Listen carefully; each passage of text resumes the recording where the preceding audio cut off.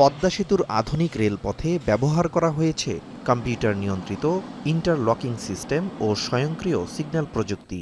কিন্তু signal box, কেবল ও গুরুত্বপূর্ণ যন্ত্রাংশ চুরি হয়ে যাওয়ায় ব্যাহত হচ্ছে ট্রেন নিয়ন্ত্রণ ব্যবস্থা।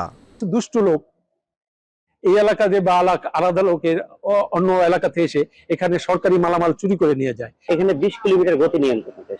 এখন সেটা হলো আমাদের ওপিটি 80 মানে কশন অর্ডার। এটা গার্ড এবং এলএমএস সিগনেচার করতে হয়। মাওয়া, শ্রীনগর ও নিমতলা স্টেশনে চুরি হয়েছে সিগন্যাল ব্যবস্থার গুরুত্বপূর্ণ সরঞ্জাম। রেলওয়ে সূত্র বলছে, গত 2 বছরে এসব এলাকায় একাধিকবার চুরির ঘটনা ঘটেছে। ফলে 4 লাইনের মধ্যে বর্তমানে 2টি লাইনে ট্রেন চালাতে হচ্ছে। সিগন্যাল যদি না চলে বা না জ্বলে তাহলে তো একটা ট্রেন আর একটা ট্রেনের সাথে তো ধাক্কা খাইতেই পারে।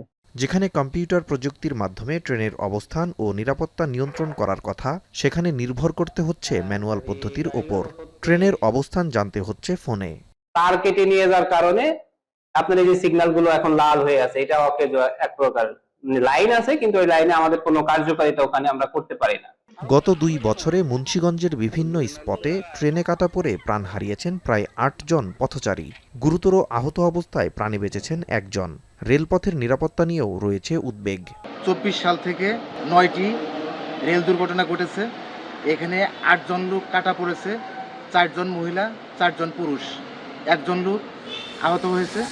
রেল লাইনের সরঞ্জাম চুরি, নিমতলা ও শ্রীনগর রেলওয়ে স্টেশনে সীমিত লোকবল এবং দুর্ঘটনার ঝুঁকি বিষয়ে রেলওয়ে কর্তৃপক্ষ বলছে, নিরাপত্তা জোরদার ও প্রয়োজনীয় ব্যবস্থা নেওয়ার বিষয়টি গুরুত্ব দিয়ে দেখা হচ্ছে।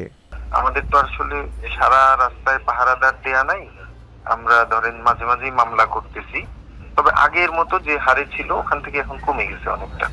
আগামী 10 আগস্ট থেকে পদ্মা সেতু হয়ে ঢাকা গোপালগঞ্জ রুটে যুক্ত হচ্ছে আরও 1 জোড়া ট্রেন। তবে নতুন ট্রেনের সঙ্গে প্রয়োজন নিরাপত্তা ব্যবস্থাও। একটি যন্ত্রাংশ চুরি শুধু সম্পদের ক্ষতি নয়, এটি হুমকি হতে পারে অসংখ্য যাত্রীর জীবনেরও। এখন মুন্সিগঞ্জ।